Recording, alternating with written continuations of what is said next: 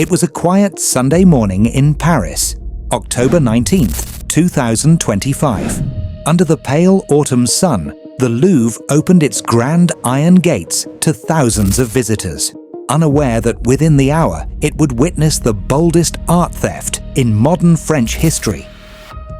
At precisely 9:30 a.m., 3 masked figures stepped out of a white utility truck parked along the Seine, right beneath the ancient limestone walls of the world's largest museum. Mounted on the truck's frame was a mechanical lift. Custom built, police would later say, and within seconds it rose toward a first-floor window of the Apollo Gallery, the chamber of France's royal jewels. The Louvre's surveillance system, weakened by years of underfunding, captured only fragments of movement. The single camera facing that outer wall was pointed several meters away toward a service corridor. The thieves knew. They had studied it. As glass shattered, an alarm light blinked somewhere inside. But the real system, designed to alert the gendarmerie, lagged behind by 90 seconds. In that gap, history was rewritten. Inside the glittering Apollo Gallery, the trio moved with surgical precision. Within 7 minutes, they smashed display cases, gathered 8 pieces, crowns, brooches, diamond-studded necklaces, once worn by Empress Eugénie and the Bonaparte dynasty. Among them lay the Eugénie tiara, the very symbol of imperial France, later found dented near the Tuileries, apparently dropped during the escape. By 9:37, the thieves vanished into the Paris traffic on 2 electric scooters, leaving behind a hall filled with sirens, shattered glass, and disbelief. When the news broke, France froze. 88 million euros in royal treasure, gone in less time than it takes to drink a coffee. Within hours, social media flooded with speculation, conspiracy, and outrage. How could the most visited museum on Earth, home of the Mona Lisa, be breached so easily? For the first time since 1911, the Louvre wasn't just a museum, it was a crime scene. By October 25th, 2025, 6 days after the heist, Paris was no longer in denial. The world's largest museum had been breached, and the government wanted answers. That evening, French authorities confirmed that 2 suspects had been arrested.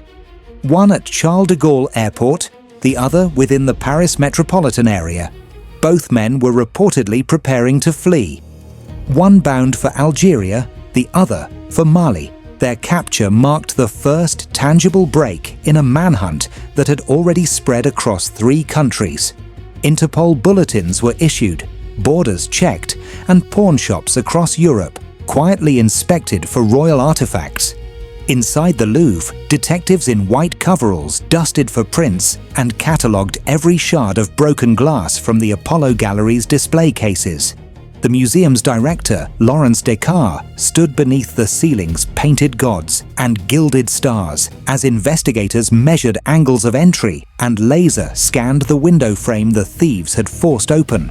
Forensic teams discovered that the attackers had cut through the museum's power network using a handheld EMP device, a sophisticated tool more common in military operations than in art thefts. The find only deepened the mystery.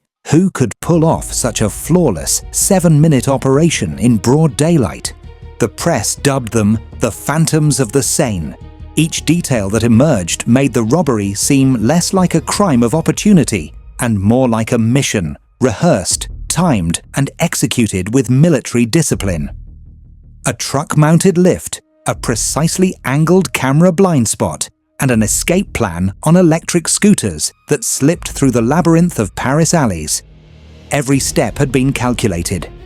As footage surfaced of a smouldering van found near the Pont Neuf, the country's justice minister declared the museum's security a national embarrassment. He promised a full review of protocols that had failed to protect France's cultural heart. For Louvre officials, the criticism was crushing. Descartes appeared before the Senate 2 days later, breaking her silence to admit that the museum's CCTV network was aged and incomplete.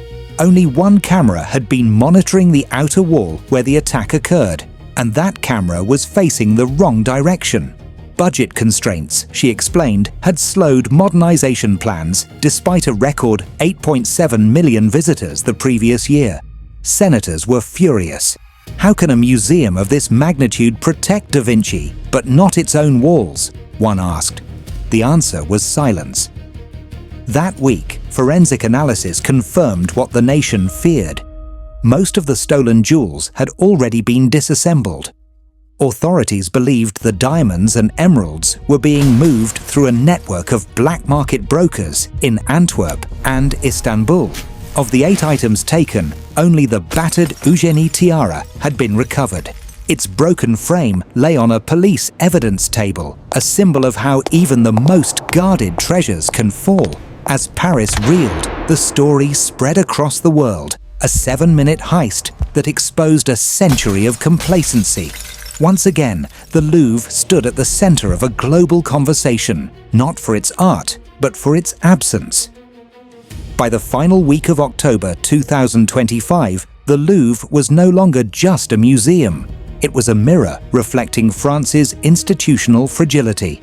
What had started as a spectacular heist had grown into a national scandal. In the marble halls of the French Senate, under the echoing arches of the Palais du Luxembourg, lawmakers demanded answers. Justice Minister Laurent Nunez stood before them, his voice cutting through the murmurs.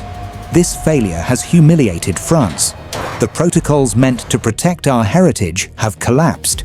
The statement hit harder than any press headline. The world's most visited museum, a symbol of French pride, had been robbed in 7 minutes, and its guardians had watched helplessly through blind cameras. In his testimony, Nunez revealed that the Louvre's perimeter monitoring system was last fully upgraded over a decade ago. One camera was watching the wrong direction, he said grimly, confirming what the public already feared. The senators shifted in their seats. Some whispered that the museum had become a palace of art protected by ghosts. Laurence Descartes, the Louvre's director, broke her silence days earlier in a rare televised address. Standing in front of the gilded doorway of the Apollo Gallery, she admitted that the museum's security network had aged faster than its art. She explained how financial pressure, rising visitor numbers, and limited state funding had delayed the expansion of the CCTV grid. Out of 1,400 cameras across the museum, nearly 400 were marked for replacement, a process still awaiting approval. "We protect the Mona Lisa," she said softly, "but we failed to protect what was beside her." Across Paris, editorial columns raged. Le Monde published a scathing headline: "The Louvre, naked before the world." Inside its pages, retired police officials described the theft as a logistical masterpiece executed against administrative incompetence. The Cultural Ministry scrambled to respond. They announced an emergency audit of all major French museums, from the Musée d'Orsay to Versailles. A wave of nervous curators suddenly found themselves reassessing alarm codes, surveillance routes, and guard rotations that hadn't changed since the early 2000s. Meanwhile, new details of the robbery itself began to surface. According to internal reports leaked to France Info, the thieves exploited a brief lapse in the museum's electromagnetic locks, the very system meant to seal doors during alarm activation. Investigators suspected an inside signal jammer, a small handheld transmitter capable of freezing door mechanisms for 30 seconds.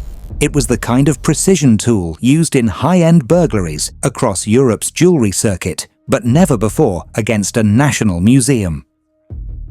As the inquiry deepened, French politics turned theatrical. Opposition leaders called for a parliamentary probe, accusing the government of neglecting cultural infrastructure while spending billions on defense and technology. The scandal spiraled into nightly talk shows, memes, and conspiracy theories. Some claimed the theft was an inside job. Others believed it was a political distraction.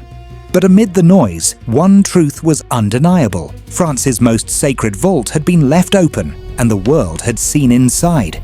In those final October days, Parisian nights felt heavier. Tourists still took selfies by the glass pyramid, but beneath the city's glow lingered the scent of embarrassment.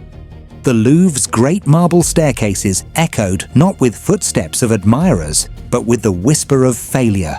And somewhere beyond the Seine, the missing jewels, fractured, scattered, and perhaps already melted, became part of another kind of art, the art of vanishing.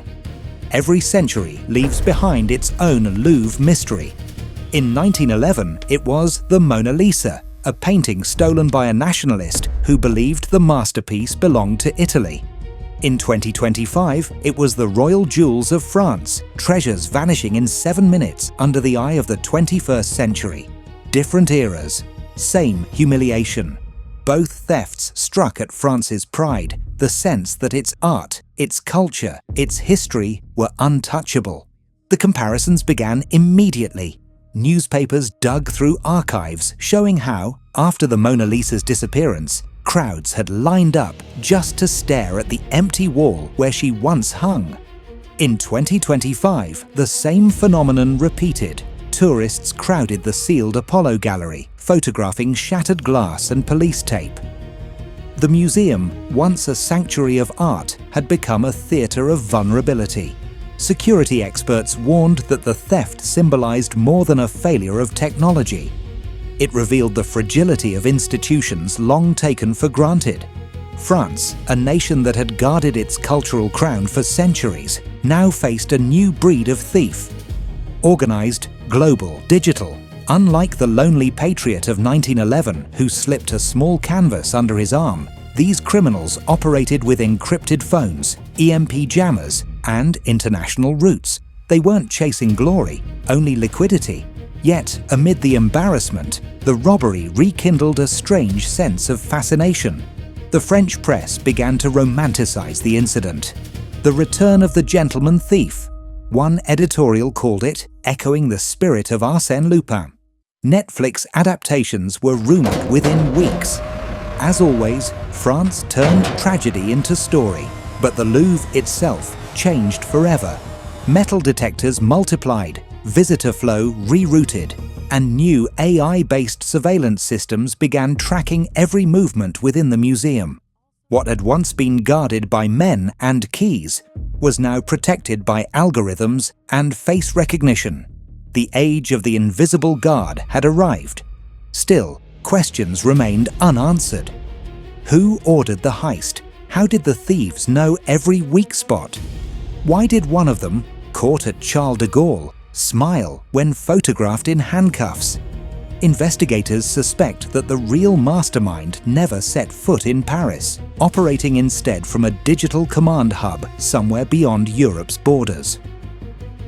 2 centuries after it first opened, the Louvre remains what it has always been, not just a museum, but a reflection of civilization's contradictions.